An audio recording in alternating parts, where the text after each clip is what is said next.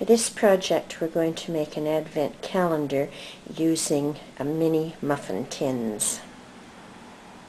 So to make this advent calendar, and it's so easy, the hard part may be finding the supplies you need.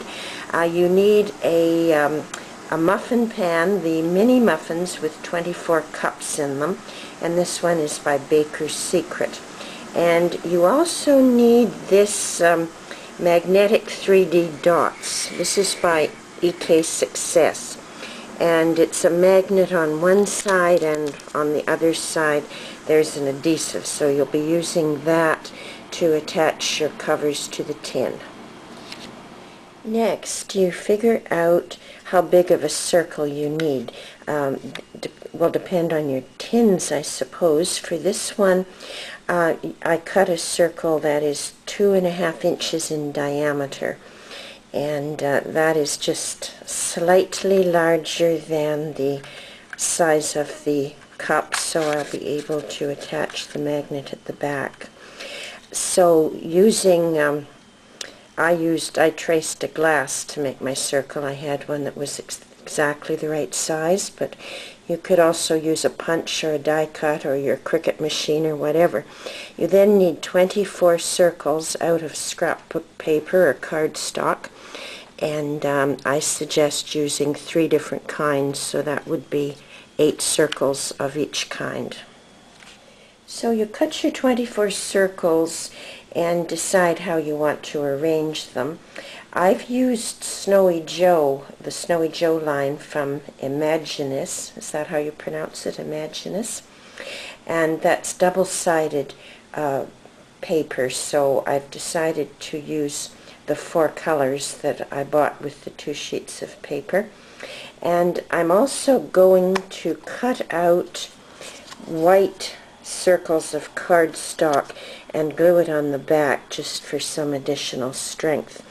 I'm entering this in a craft sale, and I want to have a good product. Now, I have cut my 24 circles and also the 24 white circles that I'm going to use for backing. Now, if you intend to use brads or eyelets, I would suggest doing it at this point, and then you can cover it up like that. I have some snowflake brads. In case you don't know how to use a brad, you poke a hole, use a push pin or something and poke a little hole through the paper, then you push the shank through the hole, and on the back side you open up like that so it holds firmly in place. And now the next step is to arrange your circles in the order that you want them to be in the tin. Right now I've added some decoration to some of the circles, but not all of them, and I've arranged them. And I'm now going to add my numbers, which I'm going to put down sort of in this area right here.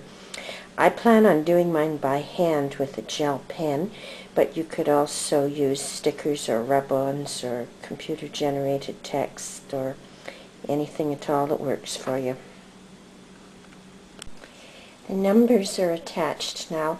I punched out a small circle of white and glued that on, and then wrote on top of the small white circle. I don't know if you can see it or not, but there it is down there. The next step now, I'm going to put my magnets on, and my tin has a little hole right up here, so I'm going to make sure to leave that hole available so I can put ribbon through it. Now the magnets are attached to the back.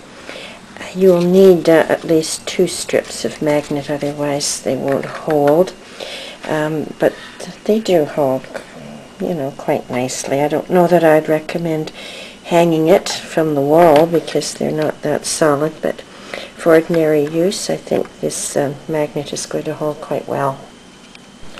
I've now completed the calendar.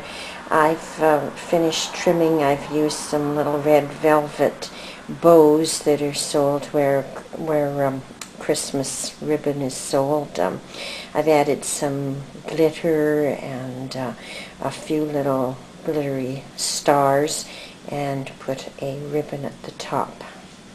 If you've enjoyed this video, I invite you to visit my website at scrappingbydesign.com. You'll find many more videos there that you might find interesting.